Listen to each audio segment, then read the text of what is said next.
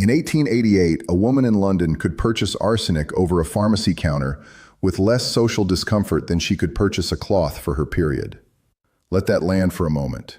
Arsenic, a poison used to murder husbands, dissolve bodies, and execute prisoners, available, packaged, and sold without embarrassment. But a woman seeking any commercial solution to a biological function she experienced every single month of her adult life was expected to handle it in complete silence, with whatever she could find at home, and never, under any circumstances, speak of it in public. This was not an accident of history. It was a policy, unwritten, unlegislated, but enforced with a consistency that formal law rarely achieved. For most of recorded human history, menstruation was simultaneously one of the most universal human experiences on Earth and one of the most aggressively hidden. Cultures across every continent built elaborate mythologies around it, some treating it as sacred, most treating it as dangerous, nearly all treating it as something that must be contained, controlled, and above all, kept invisible. The product that finally, partially, broke that silence wasn't invented by a doctor. It wasn't commissioned by a government concerned with women's health. It wasn't the result of any deliberate humanitarian effort. It was discovered by accident, on a battlefield, by nurses trying to stop soldiers from bleeding to death. And before this story is over, you will understand why a product used by half the human population for over a century was not openly advertised until 1985. Why women were expected to ask for it in pharmacies using a secret code, and why the silence around it cost, and continues to cost, more lives than most people are willing to count. To understand what menstrual pads gave women, you have to understand what managing a period looked like for the roughly 3,000 years before any commercial solution existed. And it looked, by any modern standard, like sustained monthly crisis management. Ancient Egyptian women used softened papyrus. Greek women used lint wrapped around small pieces of wood. Roman women used wool. In medieval Europe, women used rags, folded, pinned, tucked, which is where the phrase "on the rag" originates, not as a slur invented later, as a literal description of what women were doing every month. These rags were washed, dried, and reused. In households with multiple women, they were shared. They provided inconsistent protection, required constant management, and in conditions of poor hygiene, which described most of human history, created a steady, quiet pathway for infection. Working women had it worst. A woman doing physical labor in a field, a factory, or a kitchen had no reliable way to manage menstruation without it affecting her work, her clothing, and her dignity. Factory records from 19th century England document women being docked wages for leaving the production floor. They were not permitted to explain why. They were simply penalized for having a body. And underneath all of this practical suffering ran something darker.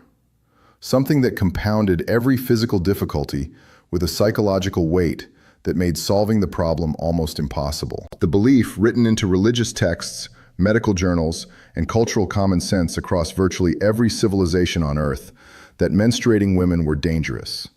In 77 AD, the Roman scholar Pliny the Elder wrote that contact with menstrual blood would cause crops to wither, iron to rust, bronze to blacken, dogs to go mad, and bees to abandon their hives.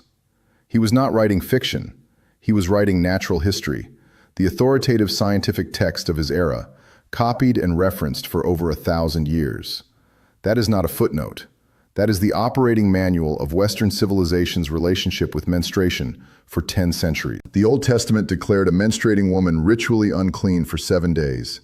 Anyone who touched her, or anything she had touched, was also unclean. The Talmud extended this into detailed social restrictions. The Quran instructed men to avoid women during menstruation. Hindu texts from the same era issued similar prohibitions. Menstruating women in some traditions were not permitted to enter kitchens, temples, or sleeping quarters, and were not permitted to touch men, plants, or food. These were not fringe beliefs held by the ignorant. These were the formal positions of the most sophisticated intellectual and religious institutions humanity had produced, and they did not stay in ancient texts. As recently as 1878, 23 years after the end of the Crimean War, 11 years before the Eiffel Tower was built, the British Medical Journal published a letter from a doctor claiming, as established medical fact, that menstruating women caused meat to spoil and plants to die simply by touching them. British Medical Journal. The mythology Pliny the Elder had written in 77 AD was still being published as medicine 1800 years later. This is the world in which the first commercial menstrual pad was about to be invented. Not a world that saw a problem and sought a solution. A world that saw the problem, decided it was the woman's fault, and looked away. The solution, when it came, would arrive from the last place anyone expected. The Franco-Prussian War, 1870. The American Civil War, 1861 to 1865. Two conflicts separated by an ocean, but connected by one invention, the wood pulp bandage. Military nurses in both wars made an observation that nobody in command considered relevant. The new cellulose-based bandages being used to treat wounded soldiers, mass-produced, highly absorbent, disposable, worked better than anything previously available for absorbing blood. Not just soldier blood. The nurses began using them for their own periods. This was not a formal discovery. It was not documented in any military report. It was whispered between women, practiced quietly, and crucially, completely ignored by the medical and commercial establishments for over a decade. Because the men running those establishments were not asking the question that would have made the connection obvious. In 1888, a company called Hartmann's introduced what is considered the first commercially produced disposable menstrual pad in Europe, a product directly derived from the cellulose bandage technology developed for battlefield wounds. It sold poorly, not because the product failed. It worked far better than anything women had been using. It sold poorly because there was no language available to sell it with. No advertisement could name what it was for. No pharmacist could display it openly. No woman could ask for it by name in a shop without experiencing a level of social mortification that made the alternative, continuing with rags, feel preferable. The product existed. The need was enormous. The market was literally half the human population, and the silence was so complete, so enforced, so culturally absolute, that it almost buried the invention before it had a chance to survive. What was needed was a war, a bigger one, World War I, 1914 to 1918. The Western Front produces casualties at a scale that overwhelms every existing medical supply chain. Nurses and field medics face an impossible equation.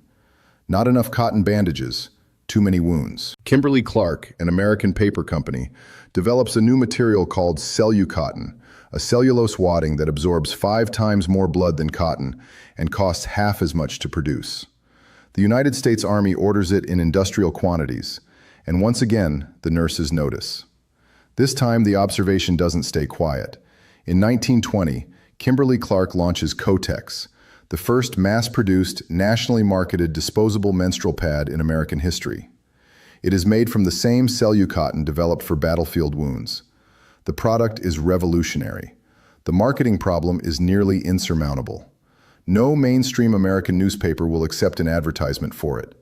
The word menstruation cannot appear in print in any publication that enters a family home. Department stores refuse to stock it on open shelves. It is kept behind counters, wrapped in plain paper, handed over without eye contact. Kimberly-Clark's solution is one of the most quietly brilliant pieces of marketing in commercial history. They place a box and a coin slot next to the pharmacy counter. A woman could take a box, leave the money, and never have to say a single word to another human being. They understood that the enemy was not ignorance. The enemy was shame. And shame, they discovered, could be defeated not by confronting it, but by designing around it. But even this solution had a ceiling. And above that ceiling was a barrier so deeply embedded in American commercial culture that it would take another 60 years and one woman on a television screen to finally break it. Between 1920 and 1985, Kotex and its competitors, Modus, Stay Free, Tampax, sold billions of units of menstrual products to hundreds of millions of women across the Western world. Not one of those products was advertised on American television, showing what it actually did. Not one. For 65 years, the most widely used personal hygiene product in human history was advertised using blue liquid, a fictional, non-threatening, carefully chosen substitute for the red reality, poured onto white pads to demonstrate absorbency without ever acknowledging what was actually being absorbed. Blue liquid, for 65 years. In pharmacies, a system of coded communication developed organically among women. Asking for the usual or something for my sister became understood shorthand. In some communities, women wrapped their purchases inside other shopping before leaving the store, not because anyone had told them to, but because the culture had communicated with perfect clarity that this was the appropriate level of concealment. The medical consequences of this silence were not abstract. Girls who began menstruating with no information about what was happening to their bodies experienced clinical levels of fear and distress at rates that researchers, when they finally began studying it, found staggering. In developing countries, the absence of any reliable menstrual product, combined with the cultural prohibition on discussing the topic, forced girls out of school for several days every month. Multiply that by 12 months across 12 years of schooling, and the arithmetic of that silence becomes a calculation in lost education, lost opportunity, and lives permanently narrowed by a problem that was entirely solvable. It was solvable. It had been solvable since 1920. The pads existed. The silence around them did not have to. In 1985, a Tampax advertisement aired on American television. It featured a woman, speaking directly to camera, using the word period, not blue liquid, not euphemism, not a woman in white clothing running through a field suggesting, obliquely, that something had been managed. A woman, on screen, saying the word out loud. The advertiser received complaints. Dozens of television stations refused to air it. Several sponsors pulled their association with the networks that did. And yet, it aired. And after it aired, something shifted. Not immediately, not completely, but measurably. The vocabulary around menstruation in mainstream American media began, slowly, to change. Subsequent advertisements grew incrementally more direct. Conversations that had been confined to whispered exchanges between women and their closest friends began incrementally to move into slightly more public spaces. It took one woman, on one screen, saying one word, to begin dismantling a silence that had been constructed and maintained for, conservatively, 3,000 years. That is how durable the silence was, and that is how fragile it turned out to be. Today, the global menstrual hygiene market is valued at over $40 billion. Activists across the developing world are fighting to have menstrual products classified as essential medical supplies, because that is what they are. Period poverty, the inability to afford or access basic menstrual products, affects an estimated 500 million people worldwide, and its consequences are not inconvenience. They are school dropout rates. They are workplace exclusion. They are infections that in the worst cases become fatal, from a need that has been solvable for over a century. The woman who in 1920 placed coins in a box next to a pharmacy counter rather than say a word to another human being was not weak. She was navigating a system designed, with extraordinary thoroughness, to make her feel that her body's most basic functions were too shameful to name. She was right to feel the shame was wrong. She was right to resent the silence. The distance between her and the woman who appeared on a television screen 65 years later and simply said the word is not a distance measured in decades.